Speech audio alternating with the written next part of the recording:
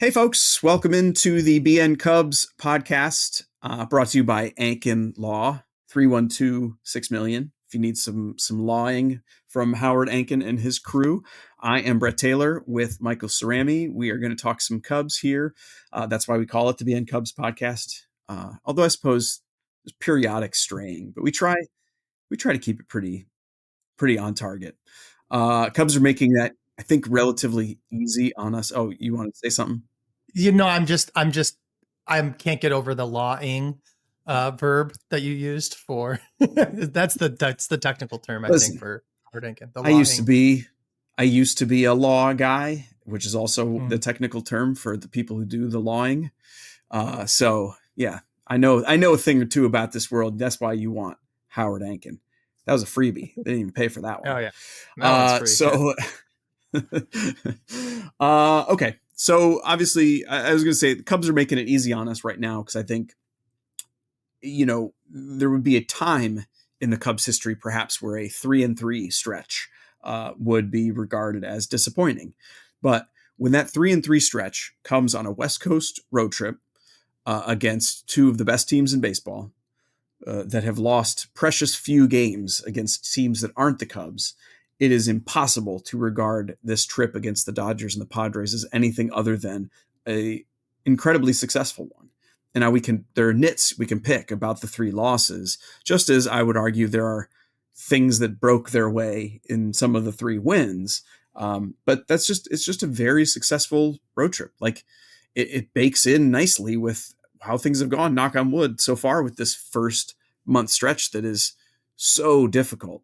And by the way, I want to underscore, I haven't thought to write this, but when we were talking about how hard this first month of the season was for the Cubs, and a lot of it was the travel, but it was also the schedule of teams, right? Well, that's all in advance. You can't know for sure that these are actually going to be really good teams. Like look at the Braves, obviously. Well, these teams that on paper it looked like a tough schedule have proven to be even better than they looked like on paper. Oh, sure. And yet the Cubs have still maybe managed. not the Dodgers. The Dodgers are right where they should be, but the Padres are certainly better than, and the Diamondbacks they look really good. When the Cubs have played them, I'm like, man, this is like a tough lineup to get through. And Cubs are getting the tough part of the rotation this weekend too. Yes, I know that sucks. But one thing too that made me feel pretty good about the Padres series, Mike Schilt absolutely unloaded his bullpen. Yes. They are a very good bullpen. There's no doubt about it. He played that like a playoff series. We saw Jeremiah Estrada like every game. That was insane. And he's just one of their good pitchers, but like, I mean, that was as hard as you can try to win using your bullpen to the maximum capacity as possible. And the Cubs, took one only obviously, but like, it was pretty close. And they definitely were trying 100%. So I thought that was that warmed my heart a little bit too. And that it wasn't like they, they were just getting beat by the underbelly of the bullpen. It was the top guys. Right. Yeah. I mean, it was a reflection of these were close games, all three of them. The first wound up not super close by the end of it, but it was close into the late innings. And the respect for this Cubs lineup is that if you want to make sure you win or compete in a 1 or 2 run game against the Cubs right now, you're going to need to make sure you have your best guys in there because the Cubs can stack together some runs. So we'll set that aside. Broadly speaking, successful road trip. Cubs get to come back home now. They don't get any kind of reprieve on the opponents because they've got the Diamondbacks and then the Dodgers again. But they do at least get to sleep in their own beds. One player, well, we'll get into 2 players actually who won't be participating in these series, but I guess let's start with the more permanent one. So Justin Steele, as folks probably know by now, is going to be undergoing elbow surgery of an undetermined nature. Specifically, there's a flexor tendon issue that needs repairing, and then possibly the UCL may need addressed. Justin Steele has already had Tommy John surgery when he was much younger, so potentially there's a revision there. There's also a bracing procedure. There's a lot that could potentially be done once you get in there and start working. So we'll see. And then we'll have a better understanding of what a timeline might be. But one thing we know, regardless of what procedure is done, is he's out for the year. And that stings. And I want to talk specifically about what the Cubs do near term and long term about that loss, and how it affects our perspective on the Cubs' competitiveness this year. Because there's not a team in baseball that could lose a Justin Steele caliber pitcher and have things feel exactly the same before and after that injury. There's one team that could. The Dodgers. Well, they're going to have. I mean, they're going to have. They're, just for what it's worth, I find there's a lot of jokes out there about how, like, every year, this is just in recent memory, you look at the Dodgers rotation in April, it's like, oh my God, how are they going to get starts for all these guys? And then in the playoffs, it's like, who is starting a playoff game for the Dodgers? Yeah, that's true. They do run through arms quickly there. And Roki I would take him in a heartbeat, but not quite the start that I think, sure, people were expecting, hoping for, at least in terms of wildness. Sure. And then Kershaw, I don't even know when he's supposed to be back. Mid-season he target. Still out. Yeah. Mid-season. Yeah. So, and Ohtani, what's going on there? Sorry, I just want to. They are slow playing that big time. I think they would say part of it was the shoulder surgery, the procedure on the opposite shoulder from the playoffs where he injured it. And I mean, I could imagine that would make you less eager to disrupt his hitting by aggressively trying to push him back to the mound. I'm sure the very full rotation is playing a part of them. Maybe that was part of why they loaded up on so many guys. But he is, as far as I've read, he is still ramping up. It's just they're just really slow playing it, and it makes sense. If you only think he's going to throw 80 innings this year or 100 innings, then why use them now? Okay. Enough. This is the BN Dodgers podcast. You said we drift away from Cubs sometimes. Sorry, I was saying we do. It's baseball. They're going to play the Dodgers. So yeah, Justin Steele, obviously. So I have. Let me just kick it off because let's talk near term, what the Cubs do and how it impacts them and all these things. I'm of two minds. On the one hand, I mean it when I say there's no team in baseball. Now I'll even include the Dodgers. He would make that rotation that could lose Justin Steele and not feel an impact. Okay. He's been that good for the last 3 years. And this is a Cubs rotation that is not, that its strength was sort of in having two co-ace-ish guys who aren't necessarily like the super elite types, but they're both very good number twos in Shota Imanaga and Justin Steele. And so you lose Steele, that's going to hurt. So I'm not discounting that, but when you lose a starting pitcher, there is the impact of losing that specific starting pitcher. That's the part you can't replace with Justin Steele. But then there's a second impact, which is that you are simply losing one of your starting pitchers. And that means innings are lost that were going to be covered regardless of quality. You had those innings set and sort of bookmarked for your team.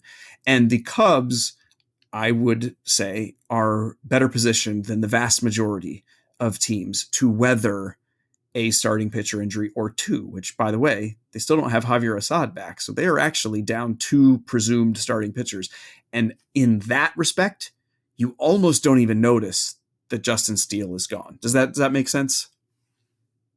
Yes. It's what we've been saying for a while, though. I mean, they have plenty of depth, but they were already lacking at the top in terms of impact. Yeah. And now that has been cut off entirely. Fingers crossed, knock on wood, if Matthew Boyd keeps looking kind of awesome quietly. I mean, he had his little I was thinking the same thing. But that would have just made us even. It's not like that wasn't going to happen if Steele was here. So you kind of can't play that game.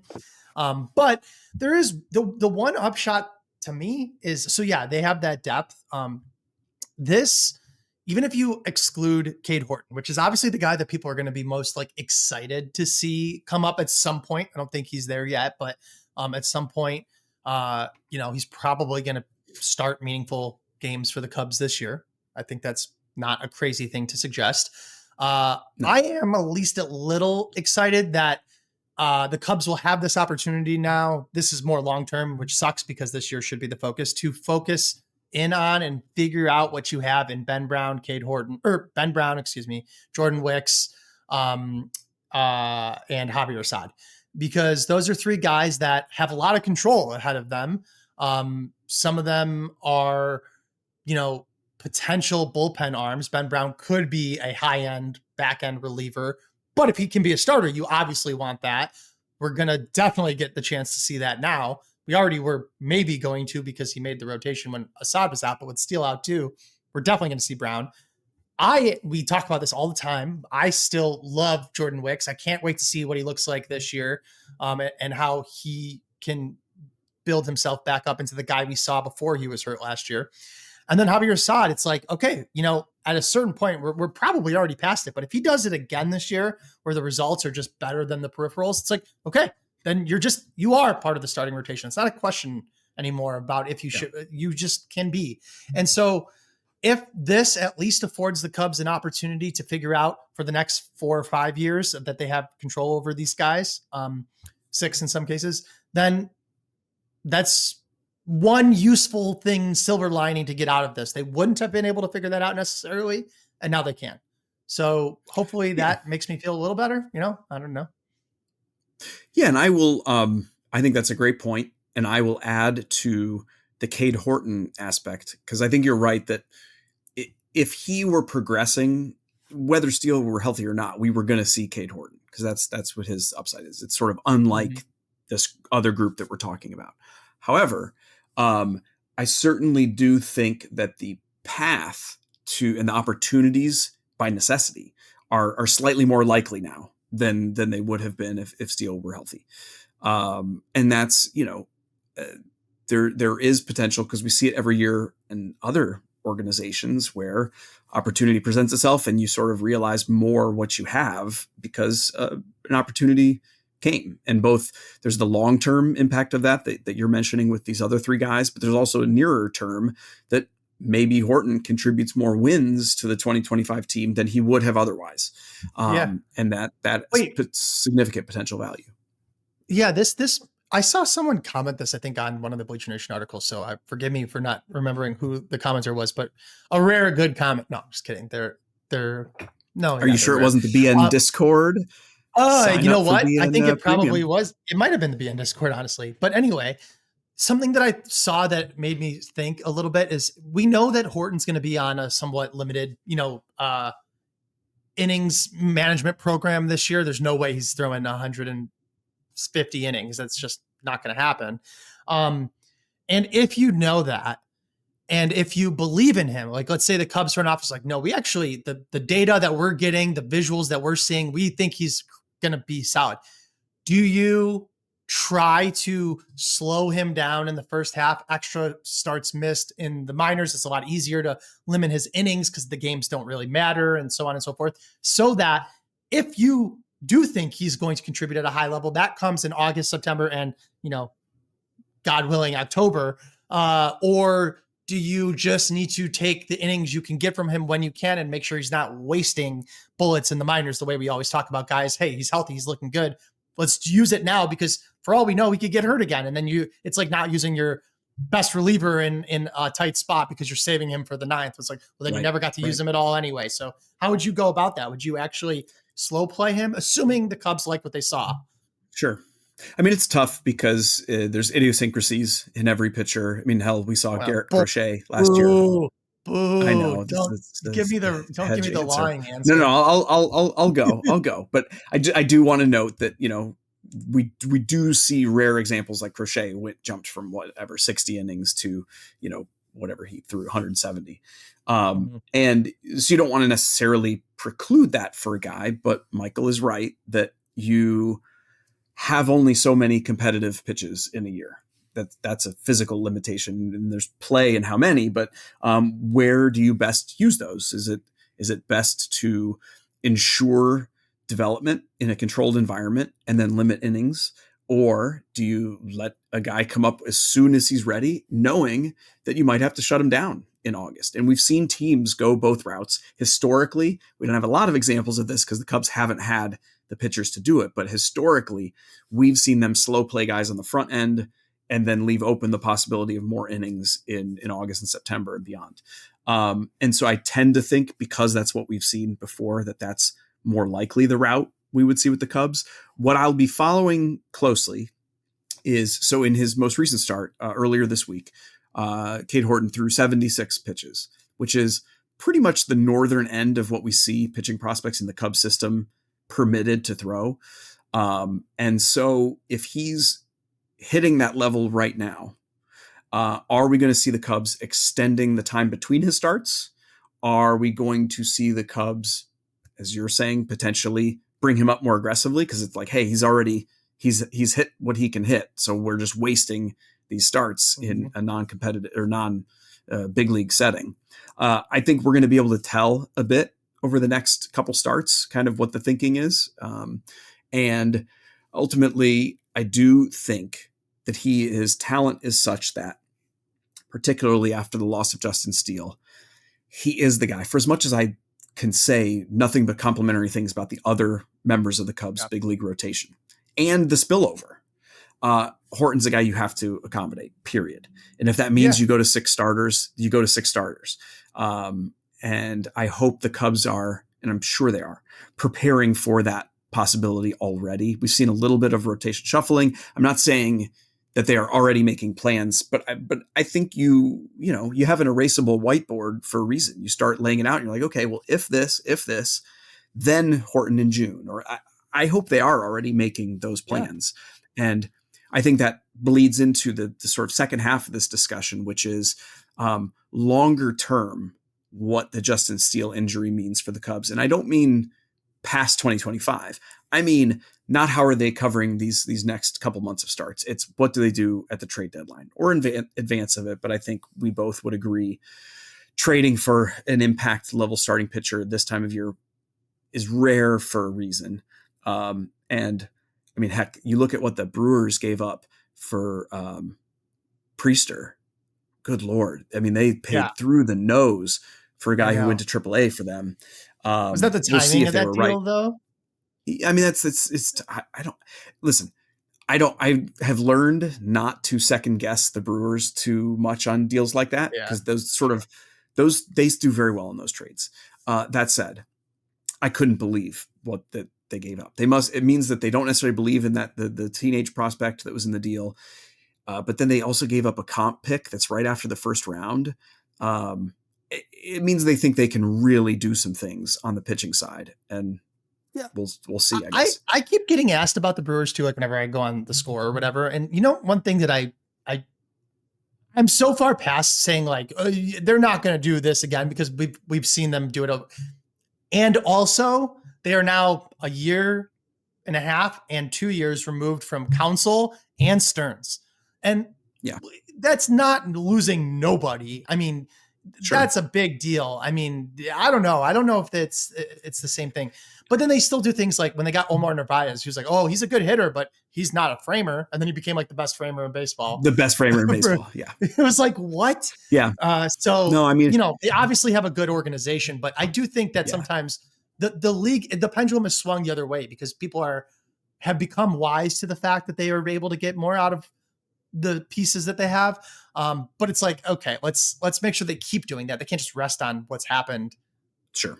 For things that were set up 5, 6, 7, 8 years ago that are now only going to become that these guys are gone, the front office and the manager, that's only a year and a half removed. You might start seeing those things slip, because if they were the leading forces, that wouldn't happen right away. But after a year or two, when other people are empowered to make decisions, maybe those decisions aren't quite as good as they were for the guys that became one of the highest paid executives and the highest paid manager in baseball.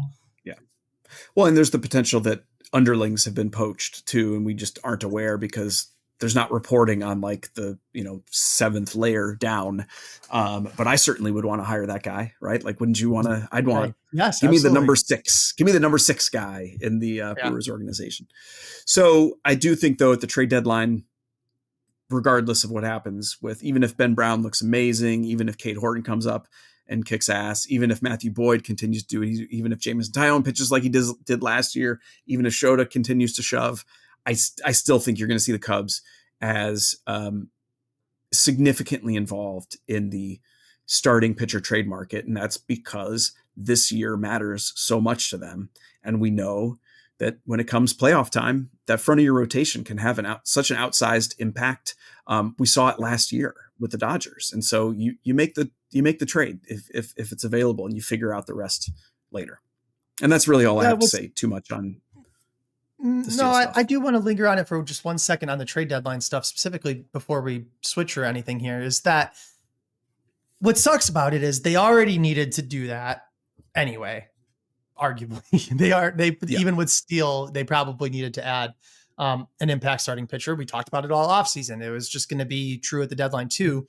And what sucks is that without Steele, at a minimum, you could have looked at the available trade candidates out there and been like, okay, we'll go get the fourth best starter available in whatever version of that you say, but we're going to get the best closer available, or vice versa.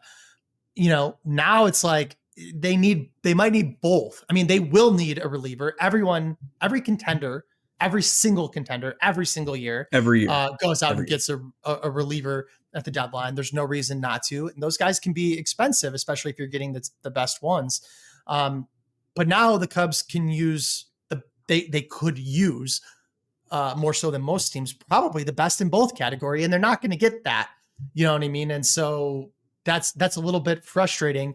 And I'm going to reiterate a point I wrote in an article, and it's been since brought up, but their two biggest trade chips are arguably Kevin Alcantara and Owen Casey. But if you do not find a way to extend Kyle Tucker before then, or at least have a very good sense that you will be able to extend him, trading either one of those guys is absolutely unacceptable and probably or at not least a good little, for the long term. A little dodgier. A little riskier. A little riskier, sure. And when you're talking about a president and a GM on the last years of their deal, and we like to say, Jed Hoyer's not. No, I think he's probably going to do whatever he needs to do. He's already a very active trade deadline GM. I mean, he gets busy at the deadline. Jed Hoyer gets busy headline. Jed Hoyer gets busy. But I don't know. I'm a little concerned about that. This is why I'm paying a really close eye, keeping a really close eye on Ballesteros, Triantos. Christian Hernandez has been off to a good start. You hope Jefferson Rojas does stuff. The Cubs need as many of their prospects to have hot starts so that they have more assets of interest to potential trade partners at the deadline.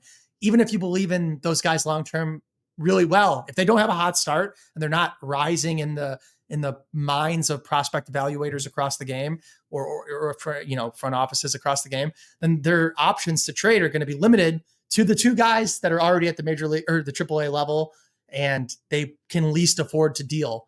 So, I don't know, that kind of makes me a little nervous, but it seems likely that the Cubs are going to be in a position to buy at the deadline.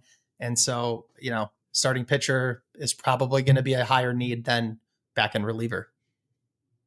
And adding to that too, I would say there will be an interesting interplay between the Cubs' needs for pitching in the near term and the value that is created by how well or poorly Javier Assad, Jordan Wicks, and Ben Brown pitch. Because a lot of times in deals of this nature, the Cubs they're always, if they want to start a pitcher, they're targeting a guy's got a year and a half left. And then the other team's like, well, but you got to give us a young starter as part of the deal. And so, of course, but if Assad and Wicks and Brown are pitching really well, then maybe it becomes less attractive to make a deal in the first place, but then they have more value to make the deal. So it's going to be something that's interesting to watch. And I would add to that too, Cubs do have a wave of interesting, I wouldn't go any further than interesting, international prospects that have reached full season ball, from which you most frequently see, if you're going to have a huge breakout, big surprise breakout, that's the group that it comes from.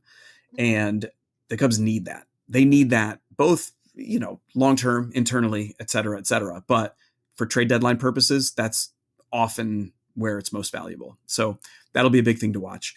Back to Iowa for a moment, where Michael noted a lot of the Cubs prospect density lives. I know. that's why I was trying to filibuster. I know you're doing a great job, but it's too funny for everyone who's not watching. I choked on some water. I can't get through it. Oh my God. He does. He looks like he's dying.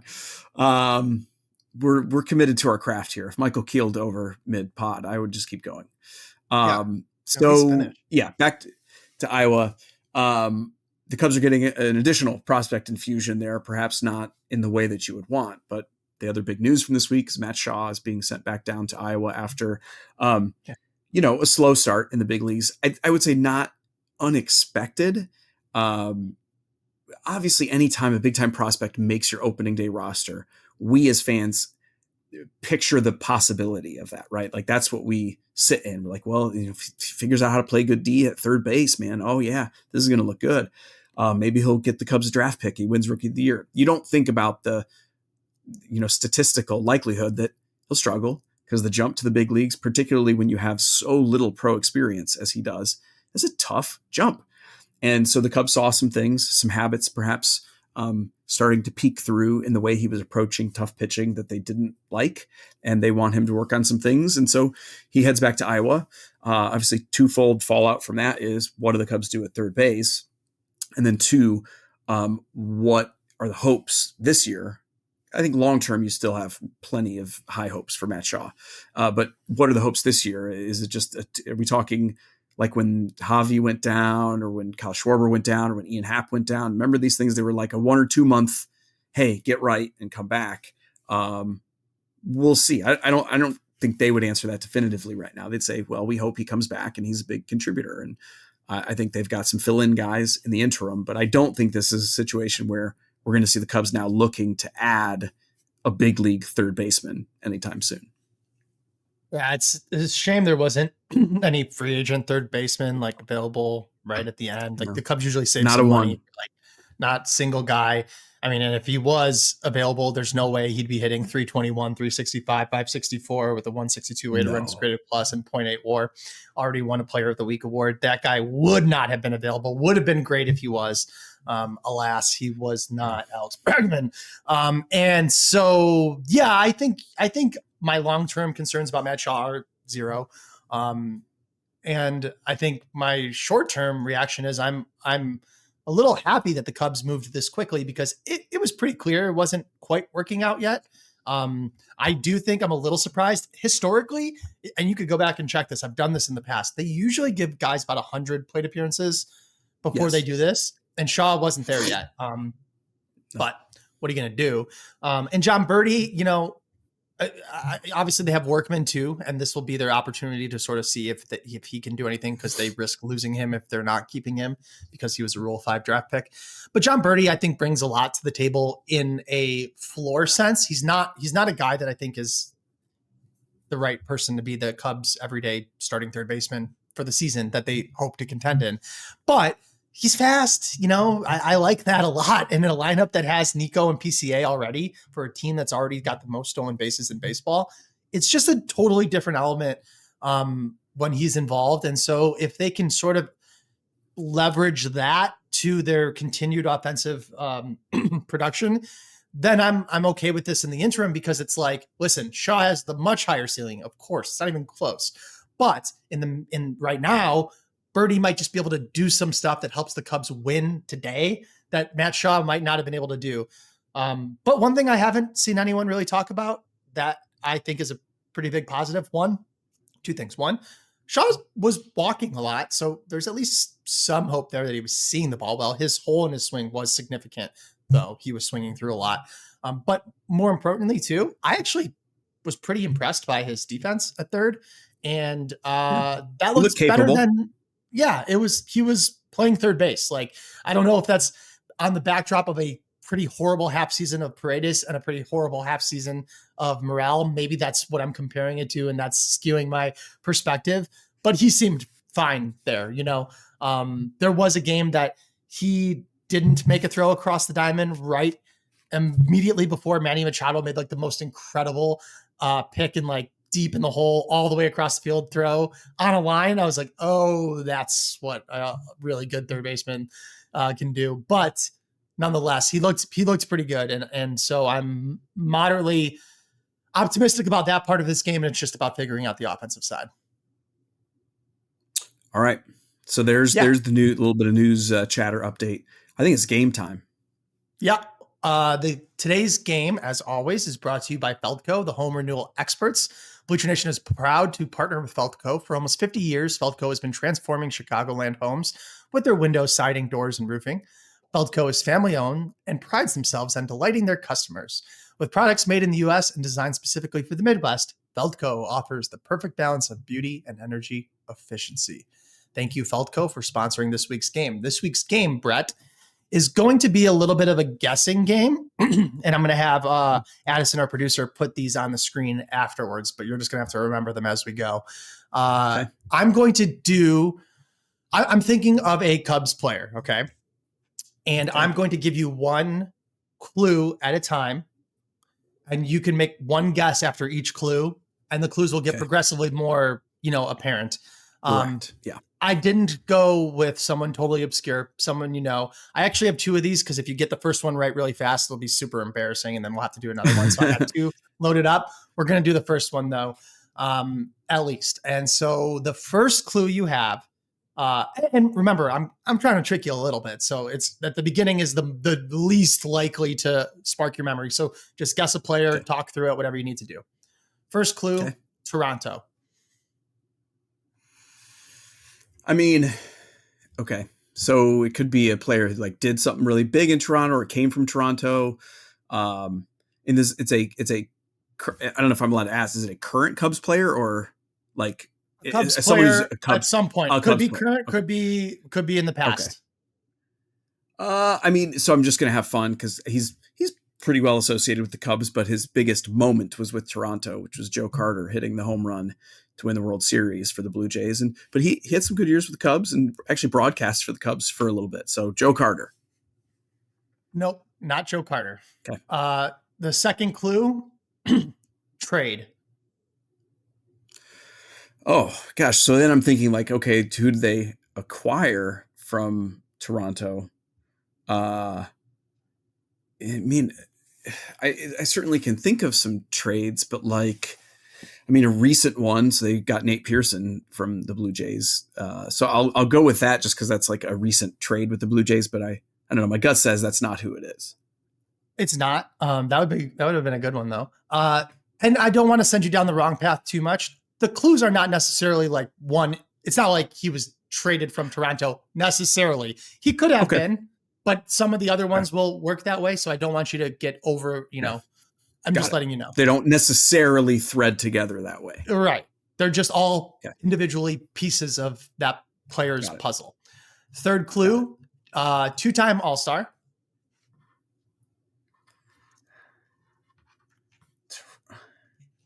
Boy, this is messing with me now because I'm like, these are the hardest ones. I mean, it'll get. Yeah. I was hoping you didn't get it on the first. I'm struggling to have a guess that connects with both of those, because I can't think of like a Toronto connection for. So I don't want to pass, but like, you can pass. I mean, no, I want to say somebody. I mean, there's no Toronto connection that I can think of, but I think he was twice an All-Star for the Cubs, and he was acquired by trade. Dexter Fowler. Good guess. Not the correct answer. The next one is 126 home runs. I mean, that feels like that should be more telling.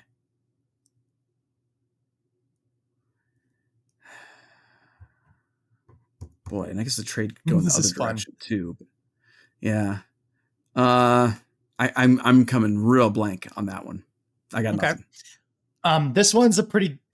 Oh, I should almost switch these. I'll do it. Okay. Next clue, number 5. 2 no-hitters. Okay, so Jake Arrieta, but maybe it's a player who participated in it. Like, what would the Toronto connection be? Yeah, and a trade. Well, so I mean, I'll say Jake Arrieta, I think, but 126 home runs. Boy, this is clever. It could be someone who caught, like David Ross almost, but did he hit that many home runs in his career? Was he an All-Star twice? played everywhere, so he could have played for the Blue Jays at some point. I mean, I'll say Jake Arrieta, but it can't be Jake Arrieta. It's not. I think he only had 120 home runs. That's why. Arrieta right. I was like, maybe he's allowed 126 in his career. Yeah. No. That is. I am glad you thought that way. Number 6. Your clue is Venezuelan. Okay. So, I mean, like, and then I think about the no-hitters, and I think about Carlos Zambrano, but he only had one no-hitter. Oh, is it Miggy? It is Miguel Montero. Oh, that's good. Wait, what's the Toronto connection? He played for Toronto after his Cubs career. That was the next. Gosh, it must have like the Cubs traded. He went to Toronto in 2017. Because he got famously got let go after his comments. Yeah. Oh, right. That's what. Right. And because he couldn't throw anybody out. Straight to Toronto. I almost included the Nats because then he played for the Nationals after that. That wouldn't have helped. I had to throw you off a little bit. It was going to go Venezuelan, good. Diamondbacks, which would have started to make it a little bit more clear. World Series champ, pinch hit, grand slam, catcher.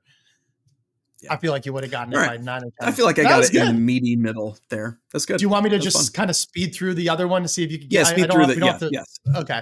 Yeah. So this is how I was going to do the next player. I'll buzz in. No.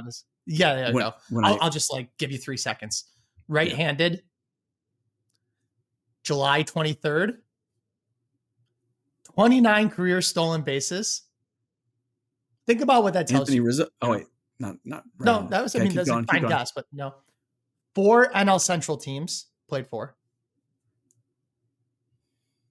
3-time All-Star. So that's halfway. Right-handed, July 23rd, 29 stolen bases.